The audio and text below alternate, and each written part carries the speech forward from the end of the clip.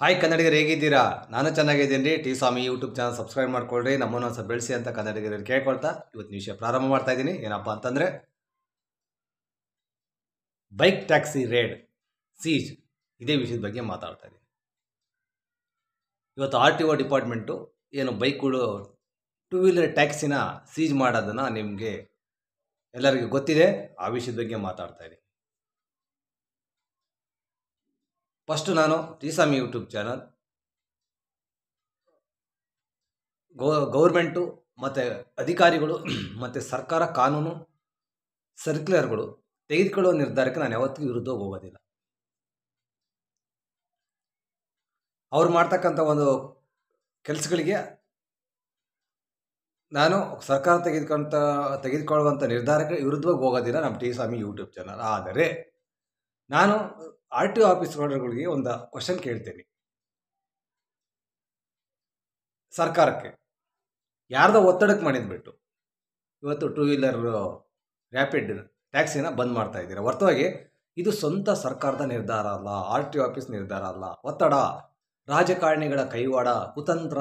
ಪಾಪ ಅಧಿಕಾರಿಗಳು ಏನು ಮಾಡ್ತಾರೆ, ಇವ್ರ ಹತ್ರ ಇಂಥ ಥರ್ಡ್ ಕ್ಲಾಸ್ ನನ್ನ ಮಕ್ಕಳು CM ಆಗಿರೋದ್ರಿಂದ ಇವತ್ತು ಅವ್ರು ಆಡಿದ್ದೇ ಆಟ ಈ ರಾಜ್ಯದಲ್ಲಿ. ಆ ಥರ ಅವ್ರದ್ದೇ ಕಾನೂನು, ಅವ್ರದ್ದೇ ಗೃಹ ಇಲಾಖೆ, ಅವ್ರು ಹೆಂಗೆ ಹೇಳ್ತಾರೆ ಹಂಗೆ RTO ಆಫೀಸ್ ಕೇಳಬೇಕು.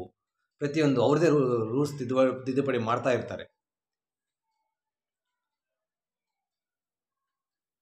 ಮೊದಲನೇದಾಗಿ ನಾನು ಏನೇ ಹೇಳ್ತಾ ಇದ್ದೀನಪ್ಪ ಅಂತಂದರೆ, ಈ ಲಕ್ಷಾಂತರ ಕುಟುಂಬಗಳು ಆಟ ನಂಬ್ಕೊಂಡೇ ಬದುಕ್ತಾ ಇದ್ದಾವೆ. ಲಕ್ಷಾಂತರ ಕುಟುಂಬಗಳಿಗೆ ಆಟನೇ ಆಧಾರ, ಜಾಬು. ಇದು ಶಂಕರ್ನಾಗ್ ಅವರ ಕನಸಿನ ಜಾಬು, ಆಟೋ ರಾಜ. ಇದು ಉಳಿಬೇಕು, ಬೆಳಿಬೇಕು. ನಮ್ಮ ಆಸೆ ಆಟೋದರು ಉಳಿಬೇಕು, ಬೆಳಿಬೇಕು. ಇದು ನಾವು ಆಟೋ ಸಂಘಗಳಿಗೆ ಆಯಿತು, ಆಟೋದವ್ರಿಗೆ ಆಯ್ತು, ನಾವು ವಿರುದ್ಧ ಹೋಗಲ್ಲ.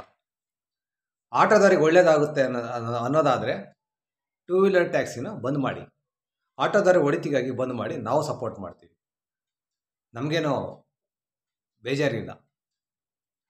ಇವತ್ತು ಕಾಲ ಚೇಂಜ್ ಆಗಿದೆ, ಆ್ಯಪ್ಗಳ ಕಾಲ, ತುಂಬ ಜಗತ್ತು ಚೇಂಜ್ ಆಗ್ತಾ ಇದೆ.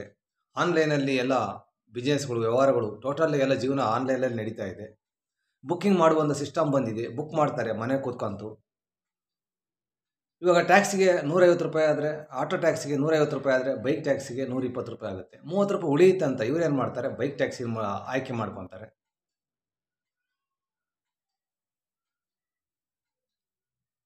ಇಲ್ಲಿ ಅವರು ಜನನು ಕಾಸ್ಟ್ ಕಟ್ಟಿಂಗಿಗೆ 4 ಕಾಸು ಉಳಿಸೋದಕ್ಕೂ ಜನನು ಯೋಚನೆ ಮಾಡ್ತಾರೆ.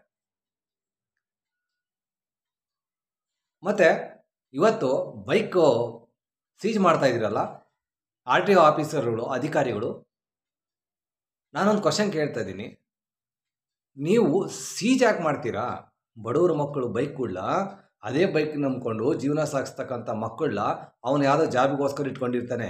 ಆ ಬೈಕ್ ಇಲ್ಲಾಂದ್ರೆ ಅವ್ನ ಜಾಬ್ ನಡೆಯಲ್ಲ, ಅವ್ನ ಜೀವನ ನಡೆಯಲ್ಲ, ಕುಟುಂಬಕ್ಕೆ ಆದಾಯ ಬರಲ್ಲ. ಅವನೇನೋ ಪಾರ್ಟ್ ಟೈಮ್ ಜಾಬ್ ಮಾಡ್ತಾ ಇರ್ತಾನೆ. ಬೈಕ್ಗಳು ಯಾಕೆ ಸೀಜ್ ಮಾಡ್ತಾ ಇದ್ರು ಅಂತ ಕೇಳ್ತಾ ಇದ್ರು ಸರ್ಕಾರಕ್ಕೆ ಮತ್ತು RTO ಆಫೀಸರ್ಗಳಿಗೆ.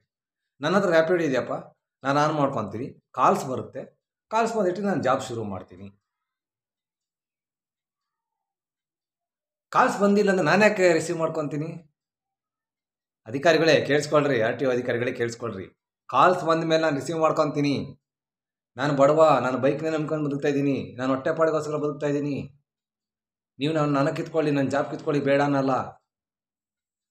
ಈ ದೇಶದ ಹಿಂಗಿದೆ, ನಾವೇನು ಮಾಡೋಕ್ಕಾಗತ್ತೆ? ಈ ಸರ್ಕಾರಗಳು ಹಿಂಗಿದ್ದಾವೆ. ತಲೆ ಇದೆಯಾ, ಬುದ್ಧಿ ಇದೆಯಾ? ಕಾಲ್ಸ್ ಬರೋದು ನಿಲ್ಸ್ರಯ್ಯ. ಅಂದರೆ ರ್ಯಾಪಿಡಾಗಿ ಕ್ಲೋಸ್ ಮಾಡಿರಿ. ಅವು ಯಾವ್ಯಾವ ಓಲೋ ಗೀವಲೋ ಟೂ ವೀಲರ್ ಟ್ಯಾಕ್ಸಿಗಳು ಏನೋ ಆಪ್ಷನ್ಸ್ ಇದೆಯಲ್ಲ, ಕಾಲ್ಸ್ ಬರೋ ಒಂದು ಆಪ್ಷನ್, ಅದನ್ನು ಕ್ಲೋಸ್ ಮಾಡಿ. ಬಡವ್ರ ಮಕ್ಕಳು ಬೈಕ್ಗಳು ಯಾಕೆ ಹಿಡಿತಿದ್ದೀರಾ? ಸೀಜ್ ಯಾಕೆ ಮಾಡ್ತಾ ಇದ್ದೀರಾ? ಅವ್ರದ್ದೇನು ತಪ್ಪಿದೆ? ಈಗ ನಂದೇನು ತಪ್ಪಿದೆ? ನಾನು ರ್ಯಾಪಿಡೋ ಇದೆ, ಯಾರು ಮಾಡ್ಕೊತೀನಿ, ಕಾಲ್ಸ್ ಬರ್ತವೆ, ರಿಸೀವ್ ಮಾಡ್ಕೊಂಡು ಹೋಗ್ತೀನಿ. ಕಾಲ್ಸ್ ಬರಲಿಲ್ಲ ಅಂದರೆ ನಾನು ಹೆಂಗೆ ರಿಸೀವ್ ಮಾಡೋಕ್ಕಾಗುತ್ತೆ? ಎತ್ತತ್ತಿರೋದು ಬಡವ್ರ ಮಕ್ಕಳು, ಬಡವ್ರ ಮೇಲೆ ದೌರ್ಜನ್ಯ ದರ್ಪಗಳು ಮಾಡ್ತಿರಲ್ಲ, ತಪ್ಪು ತಾನೆ? ಪ್ಯಾಸೆಂಜರು ಆಪ್ಷನ್ಸ್ನ ಓಲಾ ಆಗಿರಲಿ, ರ್ಯಾಪಿಡ್ ಆಗಿರಲಿ, ಊಬರ್ ಆಗಿರಲಿ, ಯಾವುದೇ ಆಗಿರಲಿ, ನೀವು ಅಧಿಕಾರಿಗಳಿಗೆ ಅಷ್ಟು ಬುದ್ಧಿ ಇಲ್ವಾ? ಸರ್ಕಾರಕ್ಕೆ ಅಷ್ಟು ಬುದ್ಧಿ ಇಲ್ವಾ? ನಾನು ಮೊದಲೇ ಹೇಳಿದ್ದೇನೆ, ಸರ್ಕಾರದ ಯಾವುದೇ ನಿರ್ಧಾರದ ವಿರುದ್ಧವಾಗಿ ನಾನು ಹೋಗೋದಿಲ್ಲ ಅಂತ. ಆದರೆ ಇಲ್ಲಿ ಕೆಲವೊಂದು ಅನ್ಯಾಯಗಳು ಬರೋ ಪರವಾಗಿ ನಾನು ಕ್ವಶನ್ಗಳು ಅಧಿಕಾರಿಗಳಿಗೆ ಮತ್ತು ಸರ್ಕಾರಕ್ಕೆ ಕೇಳ್ತೀನಿ. ಯಾಕೆ ಸರ್ಕಾರಕ್ಕೆ ಕ್ವಶನ್ ಕೇಳಬಾರ್ದಾ? ಮುಖ್ಯಮಂತ್ರಿ ಕ್ವಶನ್ ಕೇಳಬಾರ್ದಾ? ಅಧಿಕಾರಿಗಳಿಗೆ ಕ್ವಶನ್ ಕೇಳಬಾರ್ದಾ? ನೀವು ಮಾಡಿದ್ದೆಲ್ಲ ನೋಡ್ಕೊಂಡು ಕೂತ್ಕೋಬೇಕಾ? First ರ್ಯಾಪಿಡನ್ನು close ಮಾಡ್ರಯ್ಯ.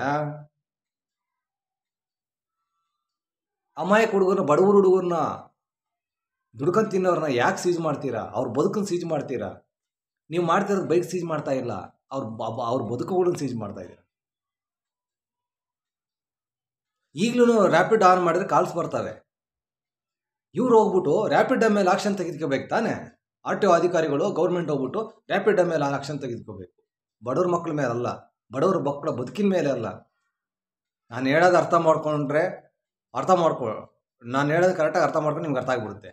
ಮೂಲಕ್ಕೆ ಹೋಗಬೇಕು. ಮೂಲ ಆ್ಯಪ್ಗಳಿಗೆ ಹೋಗಬೇಕು. ಆ್ಯಪ್ಗಳು, ಪ್ಯಾಸೆಂಜರ್ ಆ್ಯಪ್ಗಳನ್ನ ಬಂದ್ ಮಾಡಬೇಕು. 2 ವೀಲರ್ ಪ್ಯಾಸೆಂಜರ್ ಆ್ಯಪ್ನ ಬಂದ್ ಮಾಡಬೇಕು. ಏನು ಮಾಡ್ತೀನಿ? ನಾನು ಅಧಿಕಾರಿ ಅಲ್ಲ, ನನ್ನ RTO ಆಫೀಸರ್ ಅಧಿಕಾರಿ ಅಲ್ಲ. ನಾನು ಮನುಷ್ಯ ಥರ ಬದುಕಬೇಕು. ಅವ್ರ ಬದುಕುಗಳನ್ನ ಕಿತ್ಕೊಳ್ತಾ ಇದ್ದೀರಿ. ಇವತ್ತು ಸರ್ಕಾರ ಕಣ್ಮುಚ್ಚಿ ಕೂತ್ಕೊಂಡಿದೆ. ರಾಜಕಾರಣಿಗಳು ಮಾತಾಡ್ತಾ ಇಲ್ಲ. ಯಾಕಂದರೆ ಆಟಗಾರನ ಎದುರಾಕೋಣಕ್ಕೆ ರಾಜಕಾರಣಿಗಳ ಕೈಲಾಗಲ್ಲ. ಇವತ್ತು ಜಾಗತಿಕ ಮಟ್ಟದಲ್ಲಿ ಭಾರತ ಡಿಜಿಟಲ್ವಾಗಿ ಬೆಳೀತಾ ಇರೋದಕ್ಕೆ ತಡೆಗಟ್ತಾ ಇದ್ದೀರಾ ನೀವೆಲ್ಲ.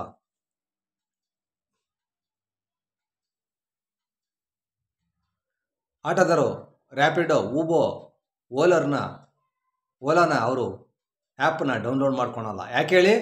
ಏನು ಗಿಟ್ಟಲ್ಲ ಅವ್ರಿಗೆ, ಏನು ಗಿಟ್ಟಲ್ಲ. ಇನ್ನೊಂದೇನಪ್ಪ ಅಂತಂದರೆ, ಕನ್ನಡಿಗರೇ ನಾನು ಹೇಳ್ತೀನಿ ಕೇಳಿ, ನಾವು ರ್ಯಾಪಿಡೋ ಮಾಡಿ ಅನುಭವಿಸ್ಬಿಟ್ಟಿದ್ದೀವಿ. ಈಗಲೂ ಮಾಡ್ತಾಯಿದ್ದೀನಿ. ಪ್ಯಾಸೆಂಜರ್ ಮಾಡಲ್ಲ, ಫುಡ್ ಮಾಡ್ತಾಯಿದ್ವಿ, ಯಾವಾಗ ಒಂದ್ಸರಿ ಮಾಡ್ತೀವಿ. ಈ ಒಂದು ಪ್ಯಾಸೆಂಜರು ಟ್ಯಾಕ್ಸಿಯಿಂದ 2 ವೀಲರ್ ಅವ್ರಿಗೆ ಏನು ಆದಾಯ ಇಲ್ಲ, ಏನು ಬೆನಿಫಿಟ್ಸ್ ಇಲ್ಲ, ಏನು ಉಳಿಯೋದಿಲ್ಲ. ಈಗ ಒಂದು ಯಾವುದೋ ಕಾಲ್ಸ್ ಬರುತ್ತೆ ನನಗೆ, ಹೆಬ್ಬಾಳ ಟು ಯಲಹಂಕ ಅಂತ, ದೇವನಹಳ್ಳಿ ಅಂತ ಬರುತ್ತೆ ಅಂದ್ಕೊಳ್ಳಿ. ಇಲ್ಲ ಬೇಡ, ದೇವನಹಳ್ಳಿ ಸ್ವಲ್ಪ ರೋಡ್ ಚೆನ್ನಾಗೈತೆ, ಬಿಟ್ಬಿಡಿ, ದೇವನಹಳ್ಳಿ ಬೇಡ. ಒಂದು 10 ಕಿಲೋಮೀಟ್ರ್ ಕಾಲ್ಸ್ ಬರುತ್ತೆ ನನಗೆ. ಯಾವುದೋ ಸ್ಲಮ್ ಒಳಗಡೆ ಹೋಗಬೇಕು. 2 ವೀಲರ್ ನಾನು ರಿಸೀವ್ ಮಾಡ್ಕೊಂಬಿಡ್ತೀನಿ. ಒಂದು 100 ರೂಪಾಯಿ ಆಸೆಗೆ ರಿಸೀವ್ ಮಾಡ್ಕೊಂಬಿಡ್ತೀನಿ. ಆವಾಗ ನಾನು ಅವನ ಹತ್ರ ಹೋಗ್ತೀನಿ, ಕಸ್ಟಮರ್ ಹತ್ರ. ಅವನು 80 kg ಇರ್ತಾನೆ. ಅವನ ಕೈಯಲ್ಲಿ ಒಂದು ಬ್ಯಾಗು ಇರುತ್ತೆ, ಒಂದು ಸೂಟ್ ಕೇಸ್ ಇರುತ್ತೆ. ಅದೊಂದು ಬ್ಯಾಗ್ ಒಂದು 10 kg, ಸೂಟ್ ಕೇಸ್ ಒಂದು 10 kg, 20 kg, ಇವನೊಂದು 80 kg, 100 kg. ಈ 100 kgನ ಹೊತ್ಕೊಂಡು 2 ವೀಲರ್ ನಾನು ಸ್ಲಮ್ಮಲ್ಲಿ ಹೋಗ್ಬೇಕಂದ್ರೆ ಅವನಿಗೆ ಹೊಟ್ಟೆ ಬಟ್ಟಿ ಬಿದ್ದುಬಿಡುತ್ತೆ, ಹೊಟ್ಟೆ ನೋವು ಬಂದುಬಿಡುತ್ತೆ, ಸೊಂಟ ನೋವು ಬಂದುಬಿಡುತ್ತೆ, ಬಾಡಿ ಪೇನ್ ಬಂದುಬಿಡುತ್ತೆ. 2 ವೀಲರ್ ನನಗೆ ನಾನು ಮಾಡಿ ಅನುಭವಿಸಿದ್ದೀನಿ. ಅದಕ್ಕೆ ಹೇಳ್ತಾ ಇದ್ದೀನಿ, ಫಸ್ಟು 2 ವೀಲರ್ ಟ್ಯಾಕ್ಸಿ ನಿಲ್ಲಿಸಿ. ಆದರೆ ಈ ಬಡವ್ರ ಮಕ್ಕಳು ಬದುಕನ್ನು ಸೀಜ್ ಮಾಡಬೇಡ್ರಿ. ಆ್ಯಪ್ಗಳ ಆಪ್ಷನ್ ಬಂದ್ ಮಾಡಿ ಅಂತ ಕೇಳ್ತಾ ಇದ್ದೀನಿ. ನಾನು ಇವತ್ತು 2 ವೀಲರ್ ಟ್ಯಾಕ್ಸಿ ಮಾಡೋರಿಗೆ ಏನೂ ಸಿಗಲ್ಲ. ಬಾಡಿ ಫೈನ್ ಬರುತ್ತೆ, ಗಾಡಿ ಫೈನ್ ಬರುತ್ತೆ, ಏನು ವರ್ಕೌಟ್ ಆಗಲ್ಲ. ಇನ್ನು ಫುಡ್ ಡೆಲಿವರಿ ಬೆಸ್ಟು, ಅದಕ್ಕೆ ವೇಟಿಂಗ್ ಚಾರ್ಜ್ ಸಿಗುತ್ತೆ, ಇನ್ಸೆಂಟಿವ್ ಸಿಗುತ್ತೆ ಫುಡ್ ಡೆಲಿವರಿಗೆ. ರ್ಯಾಪಿಡೋದಲ್ಲೂ ಫುಡ್ ಡೆಲಿವರಿ ಆಪ್ಷನ್ಸ್ ಇದೆ, ಅದೇ ನಾವು ಮಾಡ್ತಾಯಿದ್ದೀವಿ. ಈಗ ಆಟೋದಾರಿಗೆ ಒಳ್ಳೆಯದಾಗುತ್ತೆ, ಆಟೋದ ಕುಟುಂಬಗಳು ಬದುಕಬೇಕು. ಆಟೋದಾರರು ಶಂಕರ್ನಾಗ್ ಅವರ ಆಟೋ ರಾಜ ತಾಟ್ ಉಳಿಬೇಕು ಅಂದರೆ ಇದನ್ನು ಬಂದ್ ಮಾಡಿದ್ರೆ ನಾವು ಬೇಡನಲ್ಲ. ಬಡವ್ರ ಮಕ್ಕಳು ಬೈಕ್ನ ಸೀಜ್ ಮಾಡಿ ಅವ್ರನ್ನ ಪಾಪ ಅವ್ರ ಹೊಟ್ಟೆ ಮೇಲೆ ಹೊಡೆಯೋಂಥ ಕೆಲಸ ಆಗಬಾರ್ದು ಅಂತ ನಾನು ಕೇಳ್ತಾ ಇದ್ದೀನಿ. ಮಾಡೋದನ್ನು ಫಸ್ಟ್ ಮಾಡಿ. ಏನು ಮಾಡಬೇಕಂತ ಅಷ್ಟು ಅಧಿಕಾರಿಗಳಿಗೆ ಬುದ್ಧಿ ಇಲ್ಲ ಅಂದರೆ ನಾವೇನು ಮಾಡೋಕ್ಕಾಗುತ್ತೆ? ಆಫೀಸರ್ಸ್ಗೆ ಬುದ್ಧಿ ಇಲ್ವಾ? ನಾನು ಹೇಳ್ಕೊಡ್ಬೇಕಾ? ಇವತ್ತು ಮಾಧ್ಯಮಗಳು ಯಾರೂ ಒಂದು ಕ್ವಶನ್ ಮಾಡ್ತಾ ಇಲ್ಲ ಆಫೀಸರ್ಸ್ಗಳಿಗೆ, ಅಧಿಕಾರಿಗಳಿಗೆ, RTOದವ್ರಿಗೆ, ಗೌರ್ಮೆಂಟ್ ಅವ್ರಿಗೆ. ಏನು ಮಾಡಬೇಕು ಅದು ಮಾಡಿ ಅಂತ ಕೇಳ್ತಾ ಇಲ್ಲ. ನಾನು ಕೇಳ್ತಾ ಇದ್ದೀನಿ, ಏನು ಮಾಡಬೇಕು ಅದನ್ನು ಮಾಡಿ. ಟ್ಯಾಕ್ಸಿಯವರು, ಕಾರ್ ಟ್ಯಾಕ್ಸಿಯವರು, ಆಟೋದವರು ಹೊಟ್ಟೆ ಮೇಲೆ ಹೊಡೆತ ಬೀಳುತ್ತೆ ಅಂತ ಅನ್ನೋದಾದರೆ ಬಂದ್ ಮಾಡಿ ಅಂತ ಹೇಳ್ತಾ ಇದ್ದೀನಲ್ಲ. ಬಂದ್ ಮಾಡೋರು ಬೇಡ ಅಂತ ಹೇಳ್ತಾ ಇಲ್ಲ. ಬಡವ್ರ ಮಕ್ಕಳು ಗಾಡಿನ ಯಾಕೆ ಸೀಜ್ ಮಾಡ್ತಾರೆ ಅಂತ ಕೇಳ್ತಾ ಇದ್ದೀವಿ. ಅವನ ಕುಟುಂಬಕ್ಕೆ ಇರೋದು ಒಂದೇ ಗಾಡಿ, ಅದೇ ಗಾಡಿಯಿಂದ ದುಡ್ಕೊಂಡು ಹೋಗ್ಬೇಕು, ಅವ್ನ ಕುಟುಂಬ ಸಾಕಬೇಕು, ಅವ್ನ ಬದುಕು ನೋಡ್ಕೋಬೇಕು, ಅವ್ನ ಜಾಬ್ ಅದು. ಊರು ಬಿಟ್ಬಿಟ್ಟು ಬೆಂಗಳೂರು ತಗಲಾಕೊಂಬಿಟ್ಟವ್ರೆ. ಇಲ್ಲಿ ಯಾವನು ಹೇಳೋರಿಲ್ಲ ಕೇಳೋರಿಲ್ಲ. ಬೆಂಗಳೂರಿಗೆ ಬರ್ತಕ್ಕಂಥ ಕನ್ನಡದರ ಹುಡುಗರಿಗೆ ಯಾರು ಸಪೋರ್ಟ್ ಆಗಿಲ್ಲ. ಯಾವ ರಾಜಕಾರಣಿಗಳು ಸಪೋರ್ಟ್ ಆಗಿ ನಿಂತ್ಕೊಂತಿಲ್ಲ ಬೆಂಗಳೂರಲ್ಲಿ. ಯಾವನ ಹತ್ರ ಹೋಗ್ಬೇಕು, ಕಾರ್ಪೊರೇಟರ್ ಯಾವನು, ಮೆಂಬರ್ ಯಾವನು, MLA ಯಾವನು ಗೊತ್ತಿಲ್ಲ ಬೆಂಗಳೂರಲ್ಲಿ. ಗೆದ್ದುಬಿಟ್ಟು ಹೋಗ್ಬಿಡ್ತಾರೆ. ಅಟ್ಲೀಸ್ಟ್ ನಮ್ಮ ಕಡೆ ಆದರೂ ಒಂದು ಸ್ವಲ್ಪ ವಿಲೇಜ್ ಕಡೆ, ಹಳ್ಳಿಗಳ ಕಡೆ ಅಧ್ಯಕ್ಷ, ಗ್ರಾಮ ಪಂಚಾಯತಿ ಮೆಂಬರ್ ಇವರ ಕೈ ಸಿಗ್ತಾರೆ. ಎಮ್ ಎಲ್ ಎಗಳು ಈ ಬೆಂಗಳೂರಿಗೆ ರಾಜಕಾರಣಿಗಳು ಯಾರಂತಾನೆ ಗೊತ್ತಿರಲ್ಲ. ಇಂಥ ಕಮರ್ಷಿಯಲ್ ಏರಿಯಾದಲ್ಲಿ ಬಡವ್ರ ಮಕ್ಕಳು ಕಷ್ಟ ಕೇಳೋರು ಯಾರು? ಯಾವನವನು ಎಮ್ ಎಲ್ ಎ? ತಪ್ಪು ತಾನೆ. ಇವತ್ತು ಆರ್ ಟಿ ಆಫೀಸಲ್ಲಿ ಮಾಡ್ತಿರೋದು ತುಂಬ ತಪ್ಪಿದೆ. ಮಾಡೋದನ್ನು ಮಾಡಬೇಕು.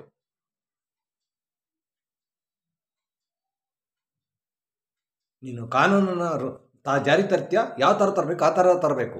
ರೂಲ್ಸ್ನ ಜಾರಿ ತರ್ತೀಯ, ಯಾವ ಥರ ತರಬೇಕು ಆ ಥರ ತರಬೇಕು. ಇವಾಗ ಕಾಲ್ಸ್ಗಳು ಬರ್ತಾ ಇರ್ತವೆ, ಈಗಲೂ ರ್ಯಾಪಿಡ್ ಆನ್ ಮಾಡಿ ಕಾಲ್ಸ್ಗಳು ಬರ್ತವೆ. ಕಾಲ್ಸ್ ಯಾಕೆ ಬರ್ತವೆ? ನೀವು ಅಲ್ಲಿ ಹೋಗಿ ರ್ಯಾಪಿಡ್ ಆಫೀಸಿಗೆ ಸೀಜ್ ಮಾಡಿ, ಓಲಾ ಆಫೀಸ್ನ ಸೀಜ್ ಮಾಡಿ, ಮಾಡೋದು ಮಾಡಿ. ನಾವು ನಿಮಗೆ ಬುದ್ಧಿ ಕೊಡ್ಬೇಕಾ?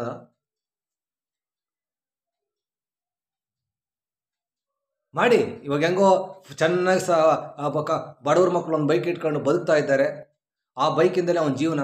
ಅದರಲ್ಲೂ ಸಿಕ್ಕಾಪಟ್ಟಲೆ ಫೈನ್ ಆಗ್ತಾ ಇದ್ದೀರಾ. ಅವನನ್ನು ಕೊಗ್ಗೋಲೆ ಮಾಡ್ತಾ ಇದ್ದೀರಾ. ಬೈಕ್ ಇಟ್ಕೊಂಡಿರೋರಿಗೆ, ಟೂ ವೀಲರ್ನವ್ರನ್ನ ಕೊಗ್ಗೋಲೆ ಮಾಡ್ತಾ ಇದ್ದೀರಾ, ಕೊಲೆ ಮಾಡ್ತಾ ಇದ್ದೀರಾ ಸರ್ಕಾರ, ಆರ್ ಟಿ ಆಫೀಸು. 10 ಕಿಲೋಮೀಟ್ರಿಗೆ 7-8 ಸಿಗ್ನಲ್ಲು, ಅದರಲ್ಲಿ 7-8 ಕ್ಯಾಮ್ರಾಗಳು.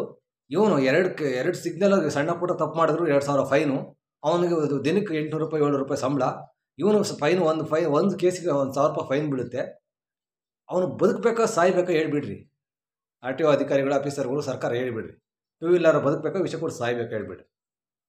ಬನ್ನಿರಿ, ನನ್ನ ಗಾಡಿ ಮೇಲೆ ಎಷ್ಟು ಫೈನ್ ಬಿದ್ದಿದೆ ನೋಡ್ರಿ. ಸಣ್ಣ ಪುಟ್ಟ ತಪ್ಪಾಗುತ್ತೆ ರೋಡ್ ಆದಮೇಲೆ ಸುಲಿಗೆ ಮಾಡ್ತಾ ಇದ್ದಾರೆ ಗೌರ್ಮೆಂಟು. ಓಟ್ ಹಾಕ್ಸಿಬೇಕಾದ್ರೆ ಕಳ್ಳರ ಥರ ಬರ್ತೀರಾ. ಇವತ್ತೇನು ಗ್ಯಾರಂಟಿಗಳಾಯಿತು, ಇವತ್ತು BJP ಆಯಿತು, ಯಾವುದೇ ಹೊತ್ತು ಆಯಿತು, ಏನು ಸರ್ಕಾರ ಸವಲತ್ತುಗಳು ಕೊಡ್ತಾ ಇದ್ದೀರಲ್ಲ, ಇದೇ ಥರ ದುಡ್ಡುಗಳು ಕಿತ್ಕೊಂಡು ಅವ್ರಿಗೆ ಕೊಡ್ತಾ ಇದ್ದೀರಾ. ಇದೇನಕ್ಕೆ ಮಾಡ್ತೀರಾ?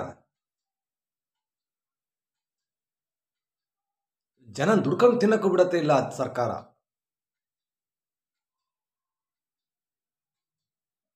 ಇಷ್ಟಕ್ಕೊಂದು ಅಖಂಡ ಸಮಾಜದಲ್ಲಿ, ಅಖಂಡ ವ್ಯವಸ್ಥೆಯಲ್ಲಿ ಆಫೀಸರ್ ಡಿಪಾರ್ಟ್ಮೆಂಟಿಗೆ ಬ್ರೈನ್ ಇಲ್ಲ ಅಂತ ನಾನು ಏನು ಹೇಳಲಿ?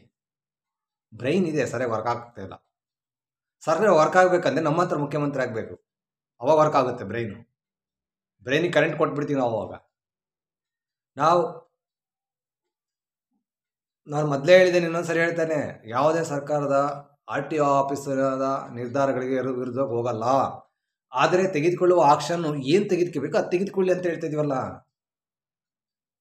ನೀವು ಬನ್ನಿ, ಬೆಳಿಗ್ಗೆ ಬನ್ನಿ, ನಾನು ವಿಡಿಯೋ ನೋಡೋ. ನನ್ನ ಮೊಬೈಲಲ್ಲಿ ರ್ಯಾಪಿಡೋ ಇದೆ, ಆನ್ ಮಾಡ್ತೀನಿ, ಪ್ಯಾಸೆಂಜರು ಕಾಲ್ಸ್ ಬರ್ತವೆ. ನನಗೇನು ಮಾಡ್ತೀನಿ? ನನಗೊಂದು ಜಾಬು, ನನಗೊಂದು ಕೆಲಸ ಸಿಗುತ್ತೆ, ನಾನು ನಿರುದ್ಯೋಗಿ, ಆನ್ ಮಾಡ್ಕೊತೀನಿ, ನನಗೊಂದು 4 ಕಾಸು ಸಿಗುತ್ತೆ ಅಂತ. ಕಾಲ್ಸ್ ಬರೋಂತ ತಡೆಗಟ್ರಿ.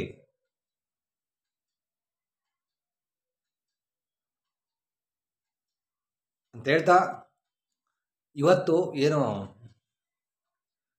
ನಾನು ಹೇಳ್ತೀನಿ ಕೇಳ್ರಿ.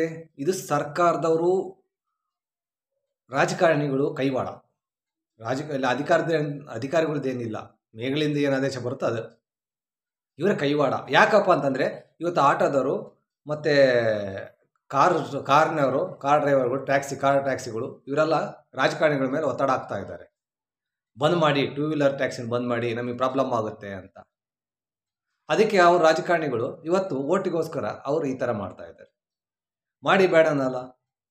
ನಾನು ಅವಾಗಲೇ ಹೇಳಿದ್ದೇನೆ, ಟೂ ವೀಲರ್ ಟ್ಯಾಕ್ಸಿಯಿಂದ ₹1 ಉಳಿಯಲ್ಲ. ಅದರಿಂದ ಗಾಡಿ ಪೇನು ಎಲ್ಲ ಬರುತ್ತೆ. ಇದರಿಂದ ಏನು ಉಳಿಯಲ್ಲ, ಲಾಸ್ ಇದೆ. ಟೂ ವೀಲರ್ ಟ್ಯಾಕ್ಸಿಯಿಂದ ಲಾಸ್ ಇದೆ. ಆದರೆ ಹೇಳ್ಕೊಳ್ತಿಲ್ಲ ಕಷ್ಟ. 10 ಕಿಲೋಮೀಟ್ರ್ ₹100.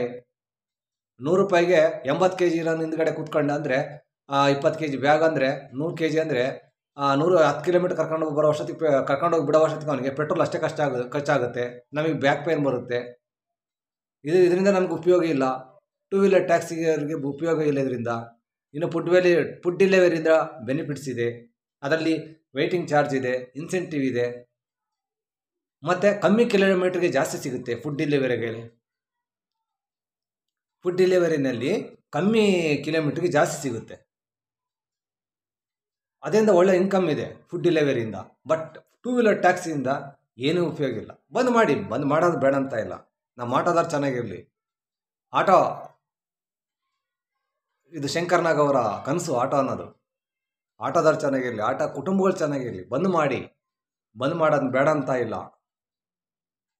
ಬಡವರು ಹುಡುಗರು ಬದುಕುಳ್ಳ ಸೀಜ್ ಮಾಡಬೇಡ್ರಿ ಅಂತ ಕೇಳ್ಕೊಳ್ತಾ ಇಲ್ಲಿಗೆ ಇವತ್ತಿನ ವಿಡಿಯೋ ಮುಗಿಸ್ತೀನಿ. ಕಣ್ಣಿಗ್ರೆ ಟಿ ಸಾಮಿ ಯೂಟ್ಯೂಬ್ ಚಾನಲ್ ಸಬ್ಸ್ಕ್ರೈಬ್ ಮಾಡ್ಕೊಳ್ಳಿ, ನಮ್ಮನ್ನು ಸಹ ಬೆಳೆಸಿ ಅಂತ ಮತ್ತೊಮ್ಮೆ ಕೇಳ್ಕೊಳ್ತಾ ಈ ವಿಡಿಯೋನ ಮುಗಿಸ್ತಾ ಇದ್ದೀನಿ. ನಮಸ್ಕಾರ.